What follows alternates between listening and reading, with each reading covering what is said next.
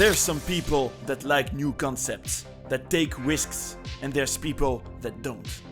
It's a sport to some, and it's a show to others. But I think the beautiful thing about wrestling, this industry, is that there's something for everyone. I've always prided myself on the fact that I'd be willing to take risks and do things that no one's ever done, because, in my opinion, if you're not willing to do that, then what are you doing here? It's about leaving a legacy for me, and I would do pretty much anything, especially if no one's ever done it before, because I know that people would notice it. When we lost the brilliant and amazing Bray Wyatt, he left behind him a fascinating career. And in this video, we are going to remember some memories together through a compilation of his best matches. Of course, these are just personal choices, and it will be a real pleasure to know how you feel about it in the comments. What's for sure is that Bray Wyatt invited us to his home, in his mind, revealing us through his art, his inner garden, through incredible metaphors, and that is the greatest gift he could have given us. And we must be worthy of it, because we still have a lot to understand. Everything had a meaning, and even today we are far from having understood all of it. And continuing to make his universe live through us, trying to analyze all its secret messages, is the greatest gift we can give him in return. You are in the wrestling paradise, we are united, all together, in this tribute to Wyndham Rotunda, Bray Wyatt, and we will celebrate his legacy forever. A first Bray Wyatt match that I really liked personally is the one he had against The Shield when he was the leader of the Wyatt family. It took place at the Elimination Chamber pay-per-view on February 23rd, 2014. And it was a time when Bray was a fascinating guru character with his two servants, Luke Harper and Eric Rowan. And they were facing The Shield, which was composed of Roman Reigns, Seth Rollins and Dean Ambrose, before all of them ended up becoming stars on their own a few months later. At that time, they were clearly the two most dominant factions in WWE, so it had everything to be a very tight and explosive match. What was also original is that it was not a classic babyface versus heel pro wrestling situation, since a few weeks before, the Wyatt family cost John Cena his match against Randy Orton at the Royal Rumble, while The Shield had been Triple H's henchmen against Daniel Bryan shortly before. Even if we didn't clearly know who we were supposed to support or hate, the audience was fully invested in this fight. The atmosphere was electric. What really made this match memorable was the fact that it had high rhythm, that it combined several styles that completed each other, with the big man moves of Harper and Rowan, Roman's powerhouse style, and Rollins' high flying. We could feel a real intensity in this 3 versus 3, perhaps one of the best trios matches of all time, by the way. And Bray had a pivotal role in there, since he was the captain of his team, and he was the one who did the final pinfall on Roman Reigns. The bottom line is that this epic battle against The Shield was a big highlight of Bray's first year on the main roster, in my opinion. Before talking about the next match, I would like to share with you the tribute that Seth Rollins, the man who had the chance to face him when he was in The Shield, but also a few years later for the Universal title, did to Bray Wyatt. I still don't really know what to say.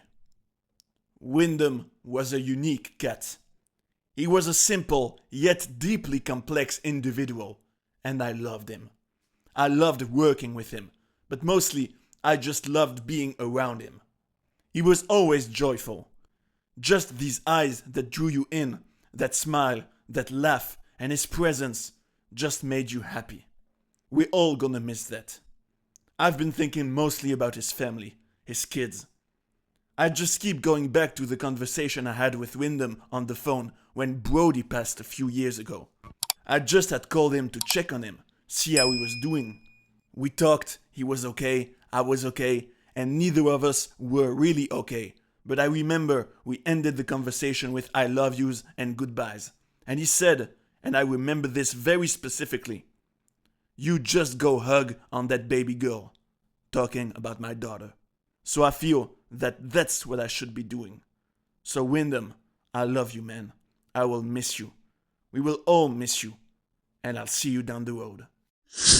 On June 1st, 2014, Bray Wyatt had what will remain his most acclaimed match by the pro wrestling media, since it was the match of the year according to the Pro Wrestling Illustrated magazine. The one he had against John Cena at Payback. It should be noted that their rivalry had started a few months earlier and that the story was very interesting. Bray wanted to prove to Cena that his heroic side was just fake and was trying to make him a monster. I personally loved the pre-match clip at WrestleMania 30 with the song Legacy by Eminem. Unfortunately, this match at WrestleMania 30 was also Bray's first loss by pinfall in the main roster. That pissed me off, to be honest, because John Cena had already accomplished everything in the WWE, while Wyatt had a big momentum, and a victory against Cena at the Showcase of the Immortals could have made him a huge star. The fact of the matter is that in their last man standing match at Payback, I enjoyed Wyatt's entrance, which was really beautiful, as they always were, a real visual masterpiece. With the presence of the entire Wyatt family and the Usos who were helping Cena, the match was chaotic. Bray's acting was mind-blowing all along, and the moments when he was doing some kind of dance with the leader of the C-Nation, and the one when he made the audience sing while standing on the stair, were incredible.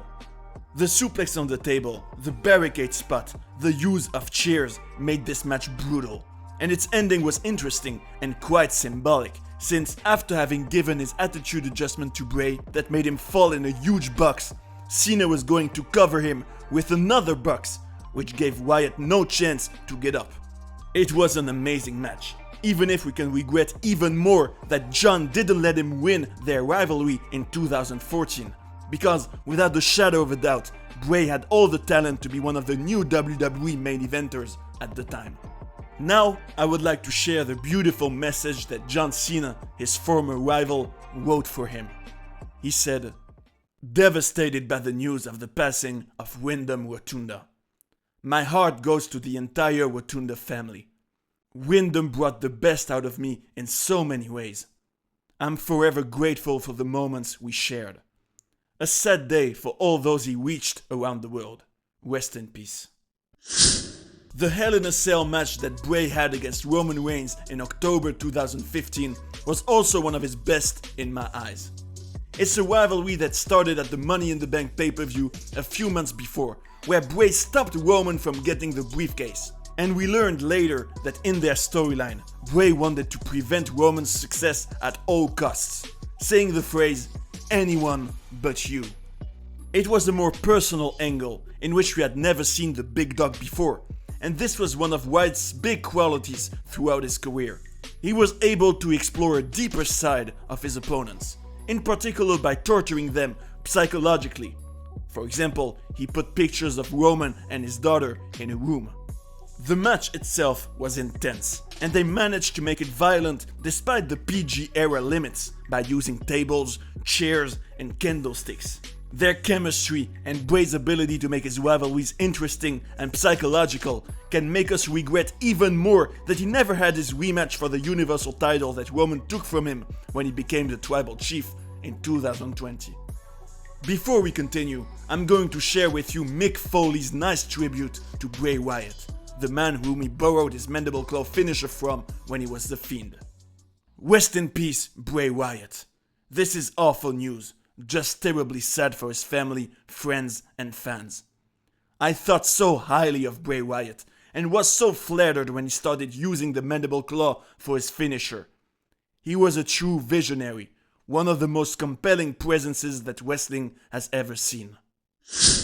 One of Bray Wyatt's craziest matches is without the shadow of a doubt the House of Horrors match he had against Randy Orton at Payback in April 2017.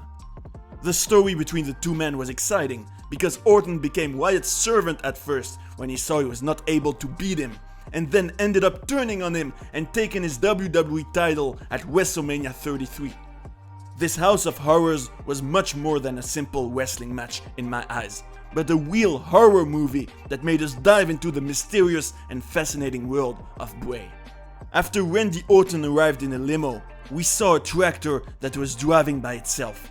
A house that looked haunted, light bulbs that were sizzling inside, terrifying babies that were hanging from the ceiling. With also the music, it created a more than disturbing atmosphere. And what was also crazy was that, at times, Bray was nowhere to be found and seemed to teleport himself to always surprise Wendy. We could also ask ourselves questions about the symbols in this house that Bray imagined. In particular, this red room that Wendy discovered, in which we hear baby cries, where we see pieces of wood carrying some horns, and also a chain. It was really worthy of cinema. And that moment when Bray, after crushing his rival under a fridge, was on his knees in front of the house and yelled, "Follow the buzzards," which made it turn red, was impressive. In the end, the match continued in the ring where Jinder Mahal and his sidekicks attacked Orton, which allowed Bray to win. It's also interesting to point out that Wendy and Bray met again a few years later when the latter had become the Fiend, in particular in a Firefly Inferno match at TLC in 2020, in which the Fiend was burned down. Another clash that was absolutely crazy visually. Now I would like to make you discover a part of the tribute that Tom LaRufa, the former French WWE wrestler, did to Bray Wyatt. He had the chance to know him in developmental. Honestly, I don't think there is any person in wrestling who has the slightest negative thoughts towards a guy like Wyndham, and I speak from experience. This guy was probably one of the first people to not only be nice to me, but also to make me feel welcome at Florida Championship Wrestling in Tampa. I was never super close to him, but he was the type of individual who, every time we saw each other, we shook hands, we gave each other a hug. In July 2012, on my first day of training, I injured my knee. It was very hard, and everyone looked down at me, said that I was a clown because I had injured myself on the first day, whether it was the coaches or some wrestlers. I had done a reality TV show, World of Hurt, in which I was awesome, and I had managed to send it to the group of confirmed people who did television. Seth Rollins, Roman Reigns, Bray Wyatt. And the next day, Bray saw me coming in the room, and the first thing he did to me was, "Frenchie, come here." He took me in his arms, he gave me a hug, and told me, "Dude, you're my new favorite wrestler." They had all watched my episode. It was a time when I had everything against me, and the fact that a guy like Bray, who was already a main eventer there, took me in his arms, and I saw that he was genuine in his look. He knew what it was like to be injured at FCW. He felt my pain, and just the fact that he did that and that he had his words, for me it was comforting, because it made me think that if he was telling me this, I was in the right place, and I could hope to come back from my injury. This is my best and perhaps my only memory of Bray, even before he became a star. I saw at that moment the kind of human being he was. He didn't have any ego. He didn't care if you were a newcomer or a jobber. He was a great human being.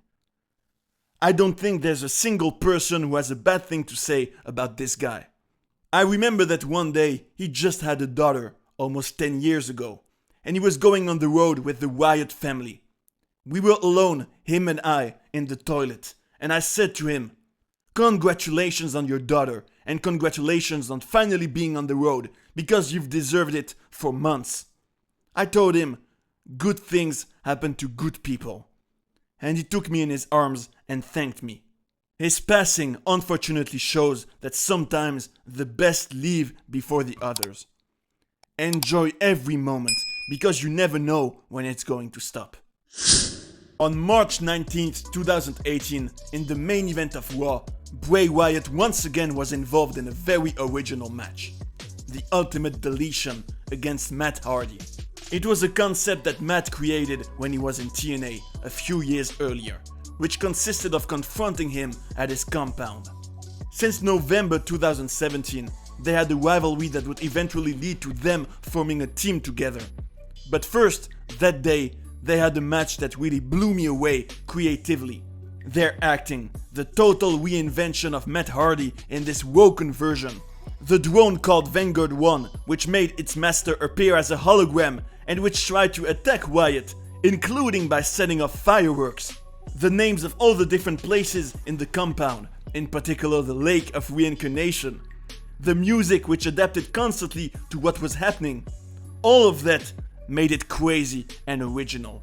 And this will forever be part of Bray Wyatt's legacy. To have been involved in several absolutely unique and innovative matches. One of the many people that honored Bray Wyatt was Kane, his first opponent in the main roster at SummerSlam in 2013. He said, "Tragic news. Wyndham was an exceptional talent in the ring. His creation, Bray Wyatt, is an iconic character. Backstage, Wyndham was a lot of fun to be around. One of those people who never had a bad day. What a loss, both professionally and personally." One of my favorite Bray Wyatt matches, if we can call it like that, is the Firefly Funhouse match that he had at WrestleMania 36 in 2020 against John Cena, 6 years after their original clash at the Showcase of the Immortals. Bray, in his Fiend character, lost his Universal title to Goldberg a few weeks earlier, and in the end, the context turned this confrontation against Cena into a cinematic match. And I must say that in terms of symbolism and details, I have rarely been so fascinated by WWE content. We were reliving scenes from the past of John Cena and Bray Wyatt, like some kind of alternative realities in which we were rewriting what might have happened. In particular, Bray's defeat at WrestleMania 30, where Cena would have given in to his ego by burying Bray. The idea was also to take us into a parallel universe that made us discover the real face of the former WWE poster boy. His dark side, his failures. There was even a reference to Nikki Bella, John's ex-fiancée, when Bray told him, "You can look, but you can't touch." Moments when Cena was a prisoner of his own characters, and also Vince McMahon's puppet with evil horns. It was a real work of art that could be analyzed for hours because it is so rich, and it will remain one of Bray Wyatt's most beautiful creations. Before we continue, here's another tribute I would like to share with you. The one Chris Jericho did, who worked with Bray in the WWE in 2014. "From the moment I first met Wyndham Rotunda, I knew he was special. A true visionary.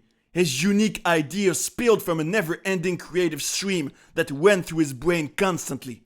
We worked each other all over the world, and I literally trusted him with my life many times. I always enjoyed talking with him, and he was always a step ahead of most, and I enjoyed trying to guess where his stories were going before his big reveals. Thanks, big man, for always keeping me safe in the ring, and for being my friend outside of it." At Extreme Rules in July 2020, another cinematic match took place.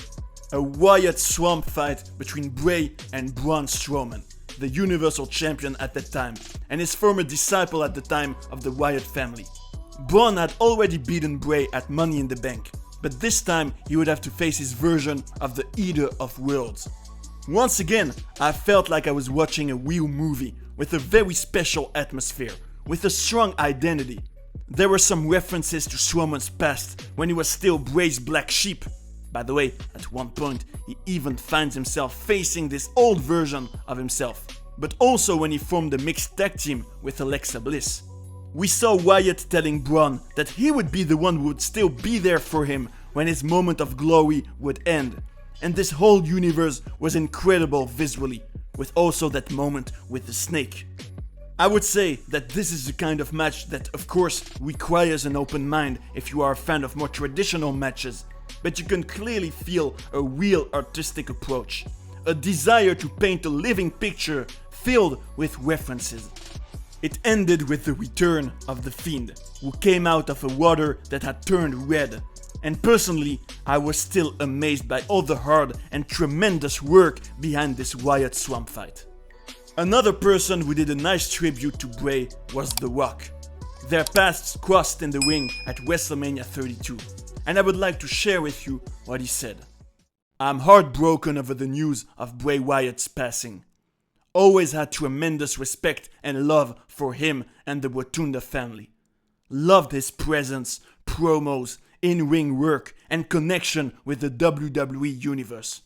Very unique, cool, and rare character, which is hard to create in our crazy world of pro wrestling." Finally, the last match that I would like to talk about, and which will unfortunately remain the final one of Bray Wyatt's career, is the Mountain Dew Pitch Black match against LA Knight at the Royal Rumble in January 2023. It was sponsored by the Drinks brand, and was Bray's first match in the ring since his return to WWE a few months earlier. Since that memorable scene when he returned at Extreme Rules in October 2022, he had enriched his universe with new mysteries, especially regarding the very intriguing character of Uncle Hody. And even if I had a hard time taking this match very seriously at first, because it was an advertising operation and all its colors didn't appeal to me very much, to be honest, I think that it still had an undeniable identity, that there were visual effects that we had never seen before in WWE. The images of Bray's face becoming terrifying, and even more so when he put on some kind of mask, were mind-blowing. As were the last minutes of the match, where we saw Uncle Hody doing a big jump and causing an explosion, as well as the characters of the Firefly Funhouse. Obviously, the memory of this pitch black match is even more precious by being aware today that it was the last of Bray's career. An idea that breaks our hearts, but we saw what was always his trademark. An amazing creativity and the ambition to achieve things that have never been done. To end this video, after this crazy match, I would like to share with you the tribute that Rob Fee, WWE's Director of Long-Term Creative, did to Bray Wyatt. He was in a privileged position to appreciate his creativity. I was thinking about Bray's first promo after his return, and how he wanted it to be unlike anything he had done before. He wanted it to be Wyndham. All of it was true. He was nervous. He didn't want to disappoint. But more than anything, he was so excited to be back with his friends to do what he loved. He was always creating. He loved calling and talking for hours about obscure 90s made-for-TV horror movies or YouTube videos with 400 views that inspired him. He loved that cover, spear, Bray wins was a meme. And he loved giving the fans pieces of a puzzle and joyfully watching them as everyone tried to assemble it. He truly loved that you all loved him. I feel so lucky to have known him. I will miss my friend very much. I don't think I'll ever fully comprehend that he's gone. I wouldn't be where I am without him. I love you, Hoot. So these were, in my humble opinion, the best matches of Bray Wyatt's career. It goes without saying that this is just my point of view, and I invite you to come and share in the comments his matches that you liked the most. What is obvious when we look back at his career is that, over the years, he has created a universe full of mysteries and revelations about him that we are still far from having understood. And the best way to be worthy of these priceless gifts that he gave us is to make this universe continue to live through us. The whole idea of this video is to honor the artist and the wonderful human being that he was. That we remember all the beautiful memories that he was able to offer us. We can say that this topic raises a lot of questions. I hope you had a good time watching this video, and I invite you to stay in the paradise of wrestling to look at some other ones. See you right away. And that's the bottom line, 'cause Stone Cold said so. What?